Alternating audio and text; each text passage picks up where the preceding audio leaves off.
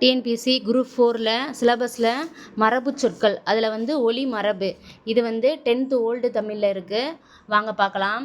ஆடு கத்தும், எருது எக்காலமிடும், குதிரை கனைக்கும், குரங்கு அளப்பும், சிங்கம் முழங்கும், நரி ஊளையிடும், புலி உறுமும், பூனை சீரும், யானை பிளிரும், எலி கீச்சிடும், ஆந்தை அலறும், காகம் கரையும், கிளி பேசும், குயில் கூவும், கூகை குழறும், கோழி கொக்கரிக்கும், சேவல் கூவும், புறா குணுகும், மயில் அகவும், வண்டு முரலும்.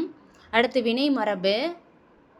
அம்பு எய்தார், ஆடை நெய்தார், உமி கருக்கினான், ஓவியம் புனைந்தான், கூடை முடைந்தார், சுவர் எழுப்பினான், செய்யுள் இயற்றினான், சோறு உண்டான், தண்ணீர் குடித்தான், பால் பருகினாள், பூ பறித்தாள், மரம் வெட்டினான், மாத்திரை விழுங்கினான், முறுக்கு தின்றான். இதில் பூ பறித்தாள்னு போட்டிருக்கு. பூ கொய்தால்னு தான் வரணும், இலை தான் பறித்தாள் அப்படின்னு வரணும். அவ்வளோதான் ஃப்ரெண்ட்ஸ். நன்றி, வணக்கம்.